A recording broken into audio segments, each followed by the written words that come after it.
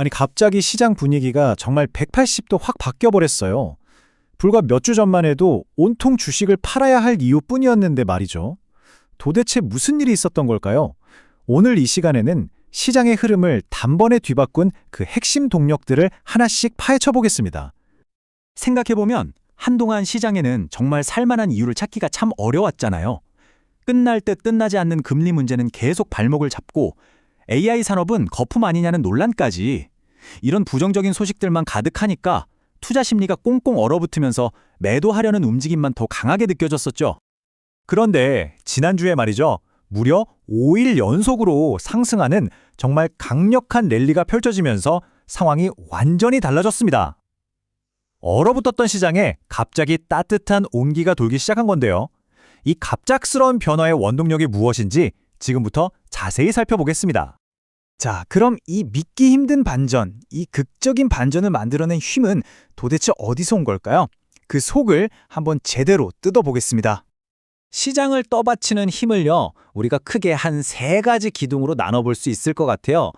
첫째는 금리로 대표되는 유동성, 둘째는 AI 산업에 대한 기대감, 그리고 마지막은 정부 정책. 바로 이 3가지가 시장의 방향을 결정하는 핵심 축이라고 할 수 있습니다. 그런데 문제는 최근까지 이 3개 기둥 중에서 2개가 뭐랄까 거의 무너져 있었다는 거죠. 연준이 계속 돈줄을 쨘 거라는 우려 때문에 유동성이 막혔고, AI 산업은 버블 논란에 휩싸이면서 시장의 성장 엔진이 거의 꺼져 있는 상태나 마찬가지였습니다. 그런데 바로 여기서 이 무너졌던 기둥 중 첫 번째, 바로 이 유동성 문제에서부터 해결의 실마리가 보이기 시작했습니다. 이야, 이건 뭐 시장의 생각이 그야말로 정반대로 싹 바뀐 겁니다. 불과 얼마 전까지만 해도 모두가 금리 또 올리면 어떡하지? 하고 두려워했다면 이제는 언제 금리를 내릴까? 이걸 기대하고 있죠. 연준의 그 강경했던 태도가 훨씬 부드러워지면서 시장을 짓누르던 불합실성이 새로운 낙관론으로 바뀌고 있는 겁니다. 특히 결정적이었던 게 존 윌리엄스 총재처럼 연준 내에서도 아주 핵심적인 인물이 직접 금리 인하를 지지하는 발언을 내놓기 시작했다는 점이에요.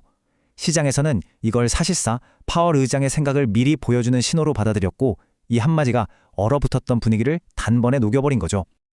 그리고 이런 기대감은 이제 그냥 막연한 게 아니라 아주 구체적인 숫자로 나타나고 있습니다. 금리 예측 데이터를 보여주는 페드워치를 보면요. 시장은 다음 금리 변동이 인상이 아니라 인하가 될 거라고 보고 있어요. 심지어 그 예상 시점이 바로 내년 4월입니다. 마치 짙은 안개가 걷히고 길이 보이기 시작한 것 같죠? 자, 첫 번째 기둥은 이렇게 다시 세워졌고요. 이제 두 번째로 복원된 기둥, 바로 AI 산업으로 넘어가 보겠습니다. 여기서도 정말 흥미로운 관점의 변화가 있었습니다. AI를 둘러싼 시장의 이야기, 그 내러티브가 완전히 달라졌습니다. 저거 거품 아니야? 하는 불안감이 컸다면 이제는 이 경쟁에서 누가 진짜 승자가 될까? 하는 빅테크들의 주도권 싸움으로 바라보기 시작했다는 거죠. 이 인식의 전환 덕분에 브로드컴이나 마이크론 같은 관련주들도 덩달아 힘을 받고 있습니다. 이 극적인 변화의 한가운데에는 구글이 있었어요. 바로 구글이 자체 개발한 AI 칩, TPU 때문인데요. 구글이 훨씬 저렴하면서도 강력한 성능의 칩을 딱 내놓으니까 시장이 깨달은 겁니다.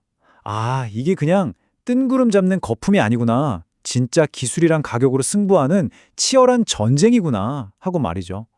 이렇게 관심의 초점이 바뀌면서 AI 산업 전체에 대한 시각이 긍정적으로 돌아선 겁니다. 자, 이제 마지막 3번째 기둥인데요. 이건 앞선 2개랑은 성격이 좀 다릅니다. 무너졌다가 다시 세워진 게 아니라 이제 막 새롭게 힘을 보태기 시작한 거거든요. 바로 국내 정책의 힘입니다. 정부가 시장에 활력을 불어넣으려고 2가지 카드를 꺼냈습니다. 첫째는 배당 소득에 대한 세금 부담을 줄여서 투자할 만한데 하고 느끼게 만드는 거고요. 둘째는 좀 침체되어 있던 코스닥 시장을 살리기 위한 구체적인 부양책을 실행하는 겁니다. 특히 이 코스닥 활성화 정책은 시장에서 정말 바로 반응이 오고 있어요. 정부가 밀어준다는 이 기대감 하나만으로도 중소형주들이 들썩이고 있거든요. 이건 개인 투자자들의 돈이 다시 증시로 돌아올 수 있다는 아주 중요한 신호탄이 될 수 있습니다. 자, 이렇게 무너졌던 2기둥이 다시 세워지고 새로운 기둥까지 힘을 보태면서 시장이 정말 힘찬 반등에 성공했습니다. 그렇다면 이 좋은 흐름, 앞으로도 계속 이어질까요? 이걸 알려면 우리는 이제 뭘 봐야 할까요?